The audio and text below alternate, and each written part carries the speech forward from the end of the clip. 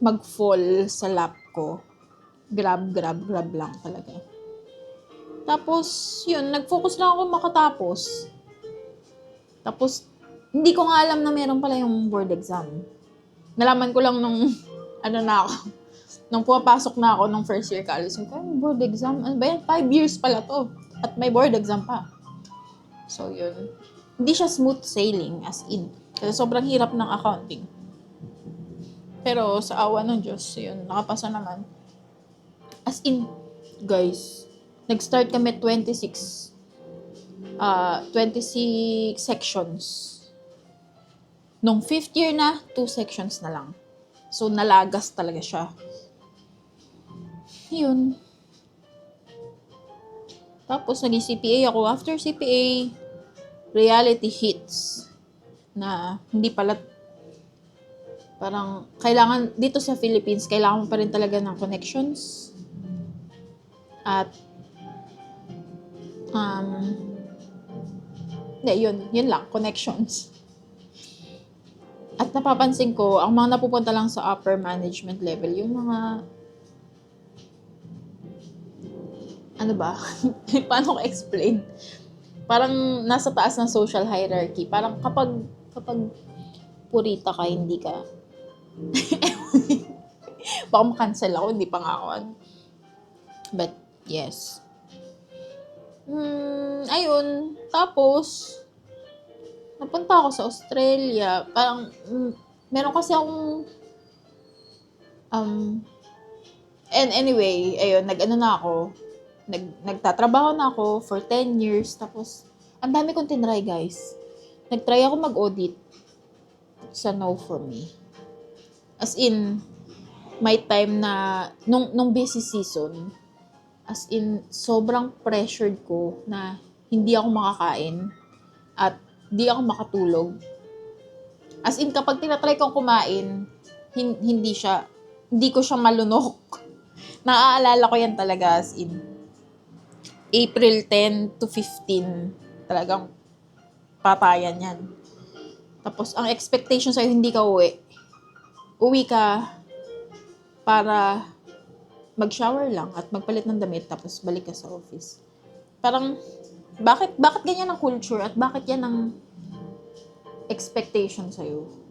At magkano lang naman ang sahod ko nun? 15,000. Hello? Although, bayad naman ng overtime. Pero, grabe talaga yun. Sa edad kong to, hindi ko na kaya yung ganong lifestyle. Ayun, doon ako nag-start. Hindi. Ang pinakauna ko pala, grocery. Magbabanggit ba ako ng ano? Sa SM Marketplace. 6 days a week ang trabaho, guys.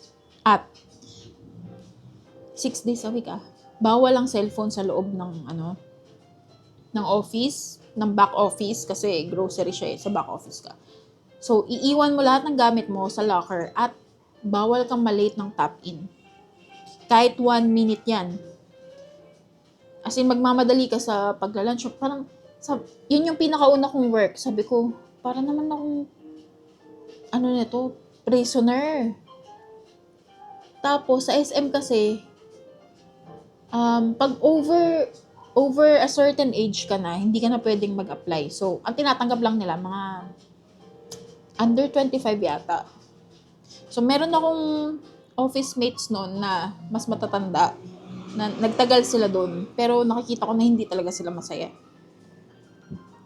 Parang lagi silang galit, ganyan.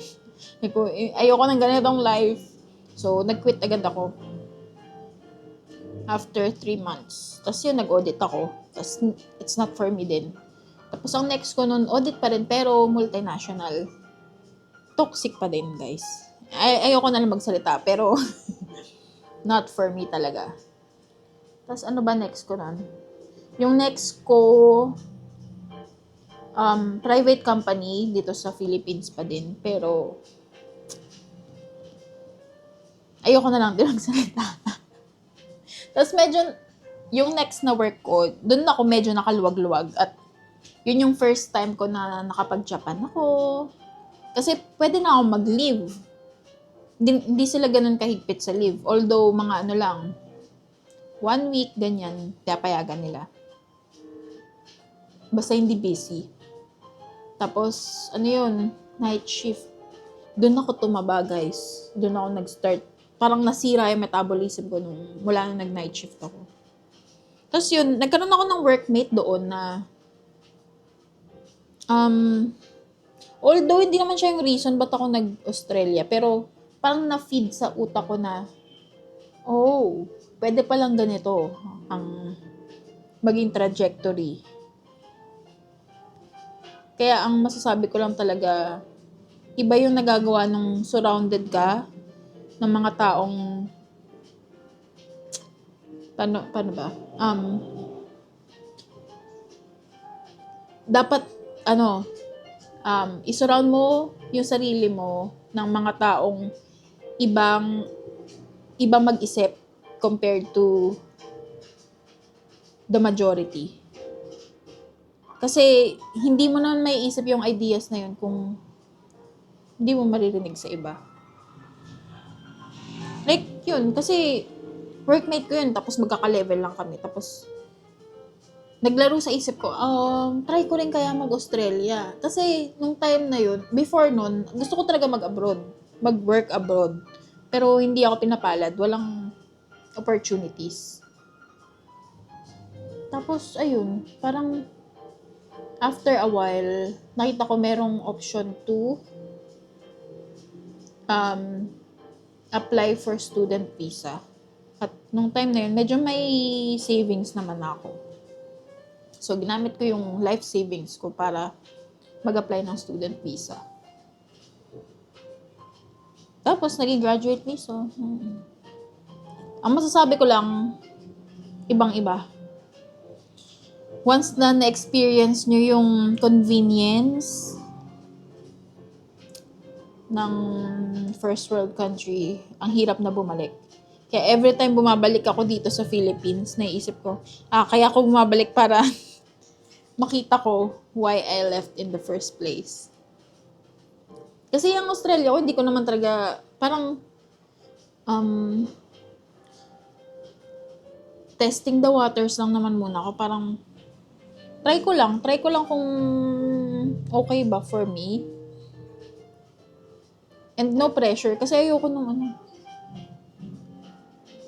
buti na nga lang din, student visa yung kinuha ko, hindi work visa. Kasi ayoko nung nakukulong ako sa isang company or work. Yung, di ka pwede mag-resign kasi mawalan ka ng visa. Doon sa student visa, ang requirement lang is matapos mo yung kinukuha mong studies. Anyways, yun. Na-experience ko sa Australia na although meron pa rin konting racism at konting sexism. Yes, naka-experience ako. Like, for example, ito nakakatawa kasi, student ako, di ba? Tapos, kumuha ako ng internship sa isang hotel. Finance intern yung role ko. Tapos pagpunta ko dun sa nakausap ko na yung finance director, tapos sabi, sige, punta ka na lang ng ganitong oras, bla bla bla, punta ka dun sa receptionist, sabihin mo, intern. Tapos yun, ganun ginawa ko, pumunta ako sa receptionist, sabi ko, I'm here for my internship. Sabi niya, which department? Housekeeping? Dahil ba Pinoy ako, guys? Housekeeping. Di ba ako pwedeng finance? Hindi ba pwede maging... kasi dun sa, sa hotel na yun, hindi ba puro mga Pinoy, pero may mga Pinoy sa housekeeping akong nakilala. So, yes. Tapos, ewan ko lang kung ano ba yun, racism ba yun. Bakit may in-assume na ganon? Yeah. Receptionist pa yun, guys. Dapat maalam sila sa ganyan. Dapat hindi sila ganun. Anyways. Yeah.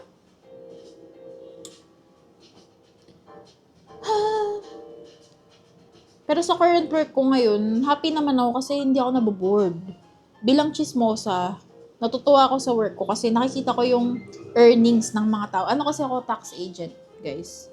So, tas everyday, gumagawa ko ng iba't iba yung, nag-iiba-iba yung work ko. So, for example, today, 5 tax returns, iba't ibang tao. Tapos, makikita mo yung mga, kung ano occupation yung malaki ang sweldo. Yes. Ano ang kinikita ng mga trust fund babies, kahit wala naman silang ginagawa. Yung mga generational wealth. Paano nila pinapasa-pasa. At paano sila nakaka-save sa tax. Natututo ako niyan kahit hindi pa naman ako talagang Australian citizen at baka mas may alam pa ako compared sa ibang Australians talaga. Yun. Surviving naman doon. Kahit may itataas pa yung sahod talaga ako. Kasi kapag temporary visa holder ka, hirap makahanap ng work. May preference pa rin ng companies for either permanent residents or citizens only. Yun. So, ang goal ko naman next ay makakuha ng PR. Bilang tayo ay 35 na. At by the way, ang visa conditions ay nagbabago-bago all the time.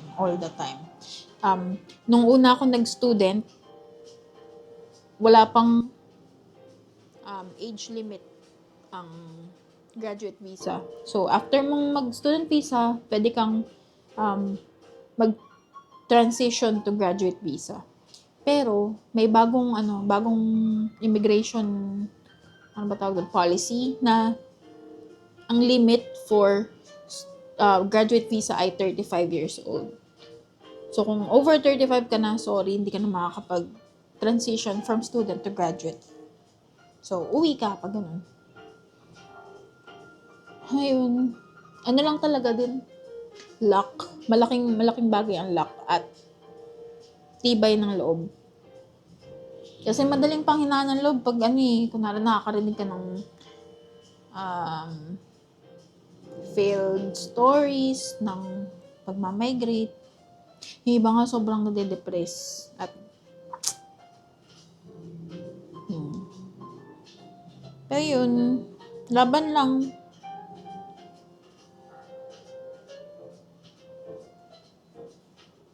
We don't know what the future holds.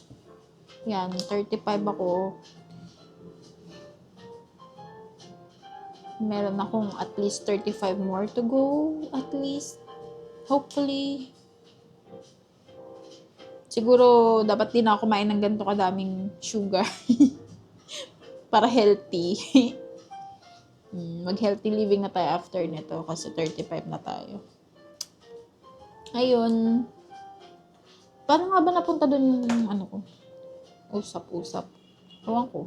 Ayun, kasi hindi ko nga alam kung anong gusto kong gawin at 35. Kasi, dati nung nung teenager ako, ang gusto ko, maging writer or maging artist, yung drawing. Very vividly sa memory ko, nagsulat ako sa journal ko nun, I want to be either a manga artist, a novelist, or a game designer. Either of the three. At honestly, sa sobrang bilis ng AI ngayon, wala nang excuse not to do it. Unlike nung teenager ako, wala pa namang mga ganyan. Dapat meron kang team to create a game. Ngayon, uso-uso na ang one-man game. Oo, tama, yun. Isang tao lang gumagawa ng games. So, I need to go back to creative pursuits. Kaso ang hirap kasi talaga kapag full-time work ka. Dahil kapag creative yung work mo, dapat clear yung mind mo. Magkakaroon ka ng writer's block kapag kapag maingay siya. Pag marami kang iniisip. So, inaantay ko lang na mag-stabilize ng konti yung buhay ko. Kaso kasi parang, guys, graduate ako 22 years old, 35 na ako. Walang tigil. So, kailangan ko talaga i-prioritize kung ano yung gusto ko. Or else, 35 ako, baka after 5 years, magising akong 40, hindi ko pa rin siya nagagawa. That's my fear. Sabi ko nung 25 ako, oh my gosh, I don't want to wake up at 40. At ganun pa rin, parang dead end job. Wala pa akong savings, wala pa akong naipupundar. At most of all, wala pa akong na-achieve sa creative pursuits ko. Kasi dati, mahilig akong magsulat, mahilig akong mag-drawing. Pero nung time na yun kasi, ang dami ko pang free time. Ngayon, ang hirap. Pero actually, I think,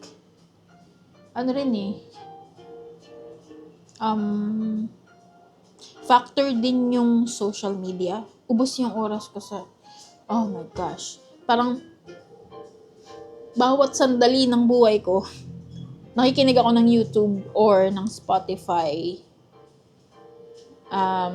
Usually podcasts. So, hindi natatahimik yung utak ko. Even kapag nag-exercise, kapag tumatay, hindi pwedeng wala akong pinapakinggan.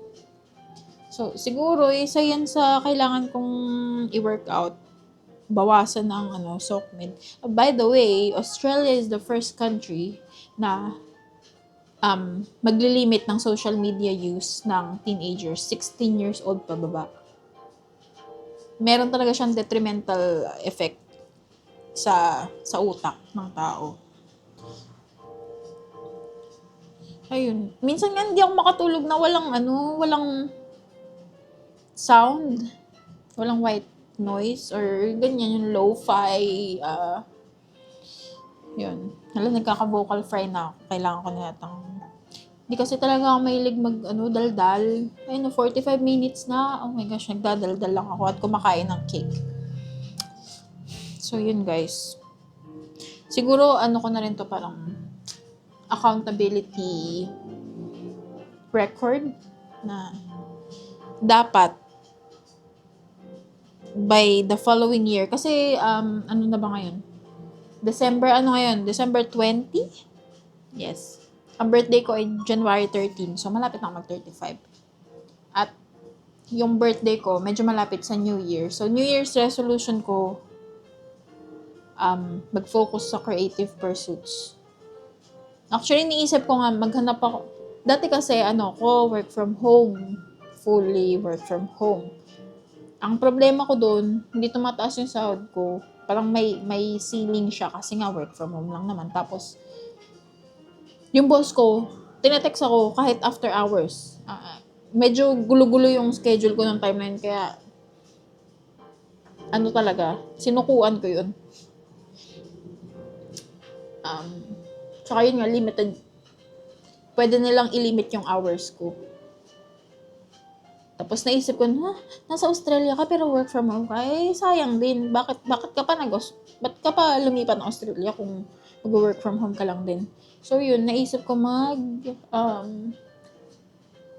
tawag doon? Tawag sa ganun, on-site. So, on-site ako ngayon, pero pagod ang lola mo. Kasi, grabe ang commute. At nag-gym ako before work. Pero walang effect.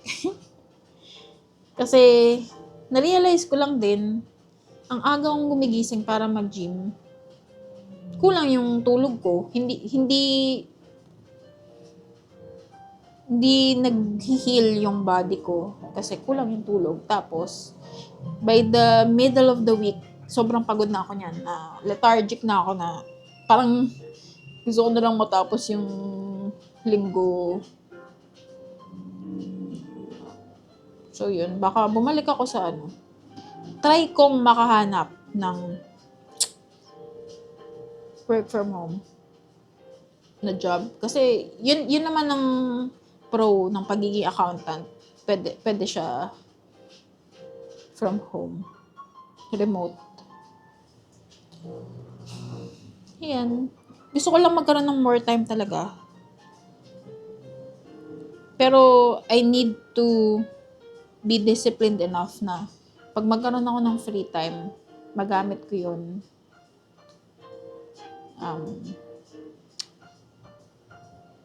In a, ang tawag dito, productive way. So, to my future self, good luck. Good luck. Malay mo, ikaw yung next na Sino ba? Toby Fox, ganyan. Char. Tsaka, sino yung gumawa ng Stardew Valley? Mag-isa lang siya. So, ayun, ang first order of business ko, update ko muna yung resume ko. Hanap ako ng work from home jobs. So, okay, magliligpit na ako dito at gagawin ko na yung mga to-do list. So, thank you guys. Kung nakaabot ka dito at pinapakinggan mo yung blabbering, thank you. So, see ya. Bye.